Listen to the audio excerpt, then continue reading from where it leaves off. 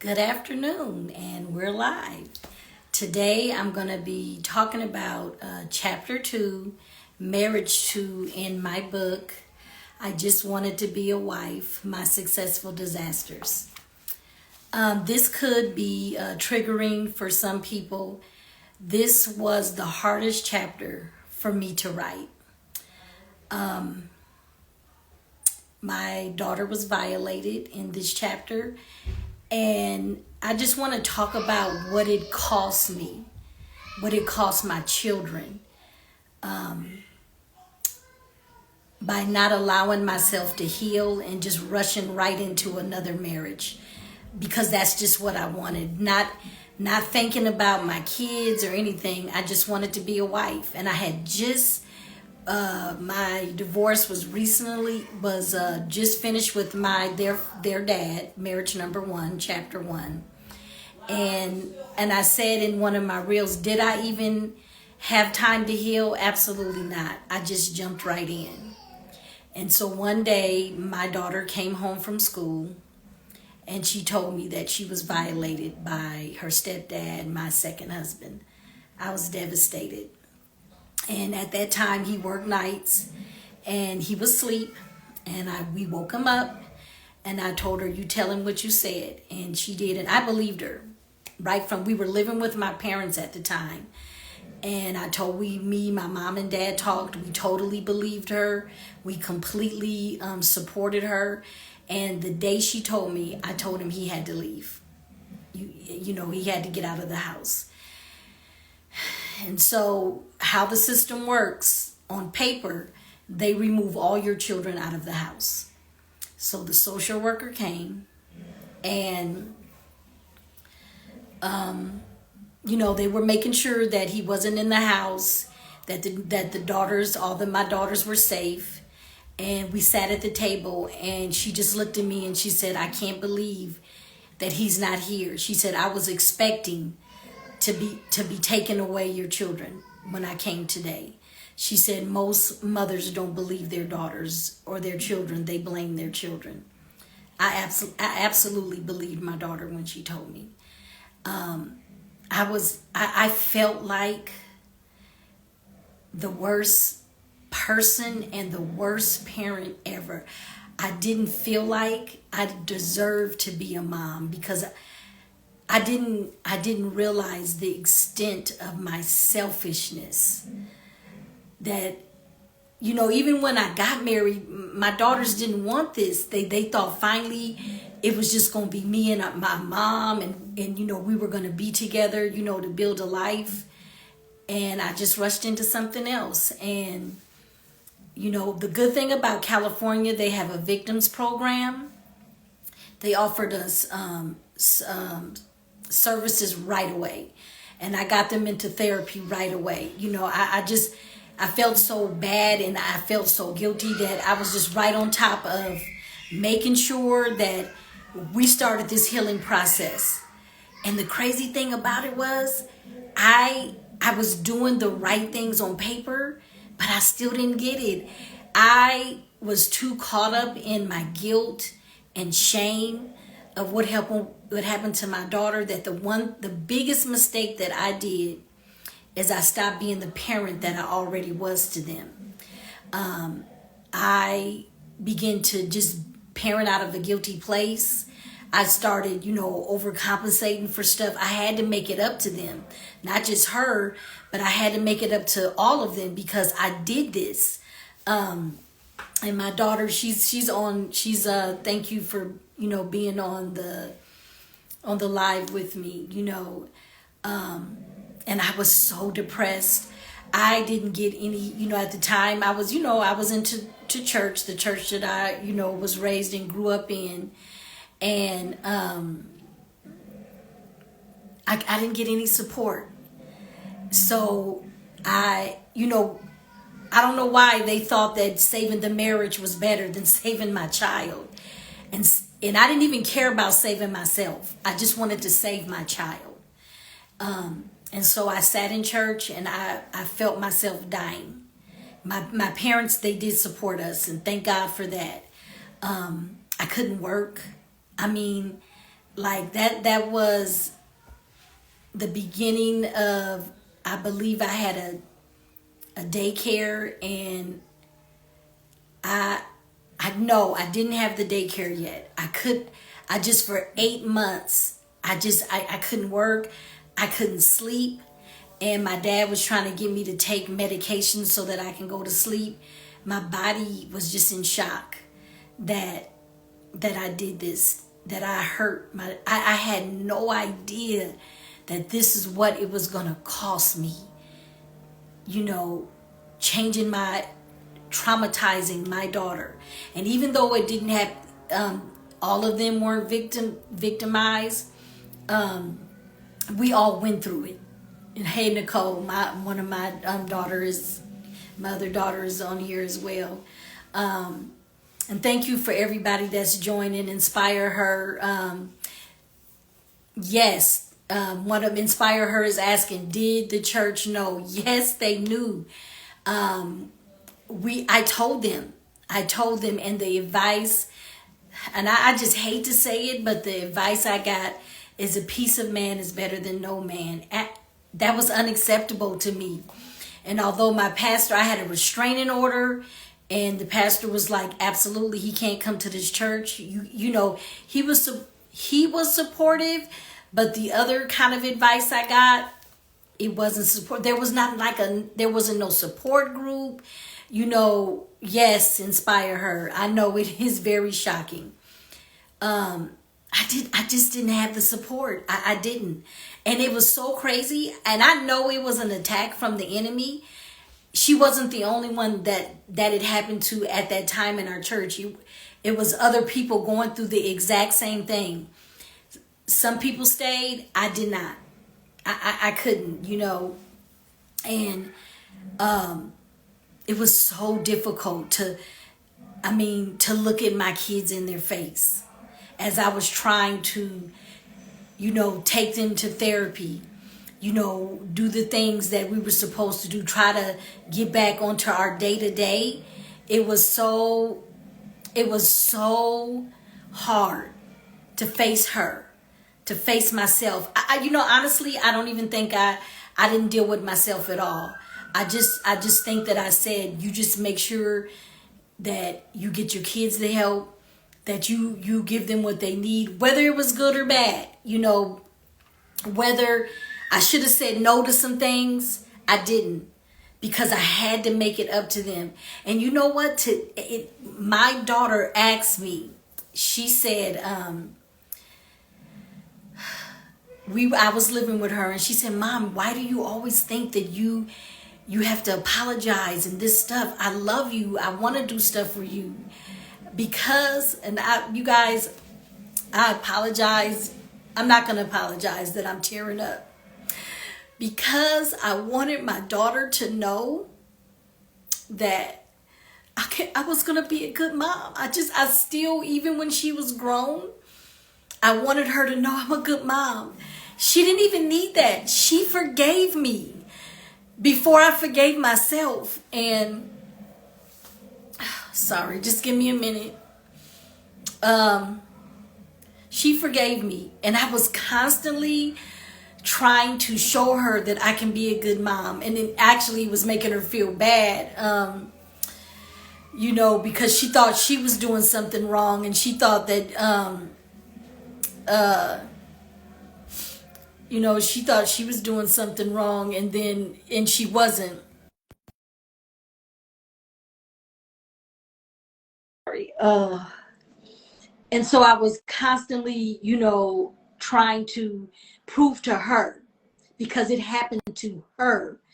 I was constantly trying to prove to her that I was a good mom. And she's on here right now. Hi, Jennifer. Go ahead, Hey, so I can get a chance to get myself together. hey, mommy. I was just gonna say that. First of all, so proud of you. You look beautiful. Thank you. Um, and I just hate seeing you cry, because you been, for me, my standard. What a woman, what a mom, you know, is, you know, it happening to me, and then also being a therapist and doing my own work, you are the exception. A lot of parents don't believe their kids, and I love that. For me, that's not my story. And not even just that, you didn't just get me help, but it was collectively. You wanted to make sure, my sisters, how express how they felt and all that. And obviously going through it as a child, you don't know all of the like in like and all that. But I feel like you handled it with such did the that saying, you did the best that you could, but it was good enough, for us at that time. And I just wanted to make sure that it is known, like, do I forgive you, but that, I want you to forgive yourself, because I can still even hear it in, the way you describe it. And as a mom too of 3 kids, I feel like there is a part of you as a mom that will always want the best for your kids, and will always like blame yourself. Your kid has a stub toe, you're like, I should have known something was gonna be in the ground. So I, to an extent, I get it. But this thing that we all have gone through together, I feel like you have handled it with such care and grace, and it's a true testament to all women moving forward, that it's not over, it's not the end, and that there is healing, if you're willing to do the work. I mean, and that's really the thing, is that you have always been able to defy the odds, regardless of your content, how you grew up. Like, I don't, because honestly, being such a rule follower, you were also such a rebel, and you just did your own thing. I think, thank God for that, because that's the thing that I think that really saved us, in a sense, because you weren't prideful or following to the, you knew something wasn't right, and you were always willing to go above and beyond for us. And so I'm so incredibly proud, of you, of the book, and just how people need to see that there's another way. There's so many women who their moms didn't believe them, they did say, they swept it under the rug, but no, like, you didn't do it. So I love I you. love you too. And I was going to say too that that it was you sometimes I think about it, like when I wrote the book, I was living with Jennifer, and she would just tell me, she said, put it down, walk away, because just doing the editing part, I just would start crying, because and I would cry. I'm gonna tell you what was the hardest part about writing this chapter. I had to face me. I had to face my choices. I mean, even to the point that I had a man therapist. I just didn't even think that, should you have a man therapist, you should have got a woman. I just was trying to get a, I just wanted to make sure that I got help. And I had, that was the hardest, everybody. Facing yourself as a mother, that you, I had to own that you did this. You made this choice. Your children, when they were little, they cried and they begged me not to do this. And this is what it cost us. Not just me, not just her. This is what it cost us. And that, it was hard. It was so hard to face that. Yes, I went to therapy also. I did. And, you know, it was hard. It just was really hard. And I encourage mothers and to believe your kids, believe them. And even if they come back and they want to talk about it later, listen and believe them. Sometimes the hardest thing is just listening, and just, you can't make up. Even though I was trying to continue to prove to her that I was a good mom, that whatever you needed me to do, I was going to do it. I'm willing. And that's not always a good thing, to, like I said, always giving in. That backfired with my middle daughter.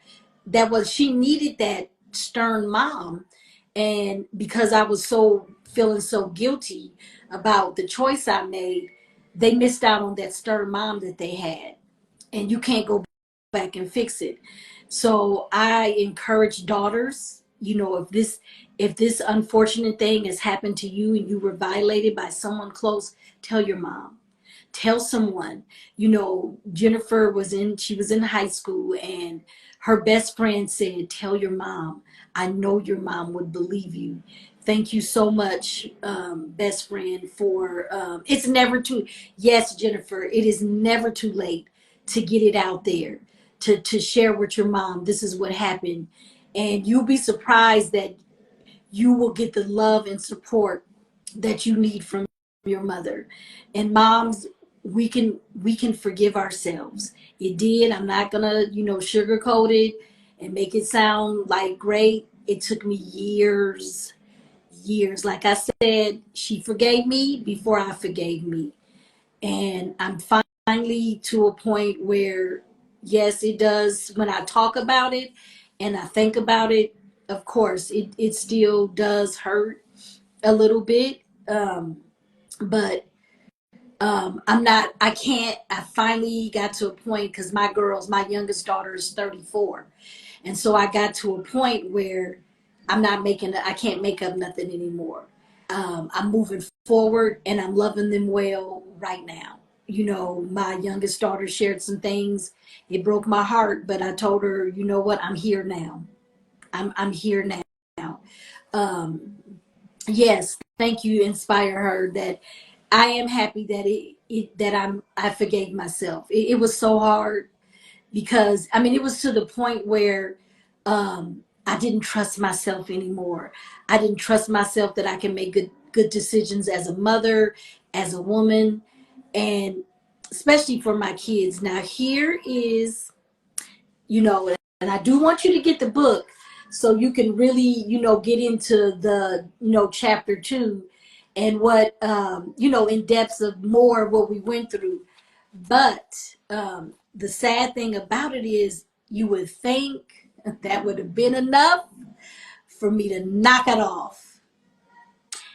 And it was not. Because what led me into chapter 3, and I'll just, but next month, we're going to really get into chapter 3. But what led me to that is because I didn't trust myself and I knew their dad loved them. That's what I thought. He did love his daughters.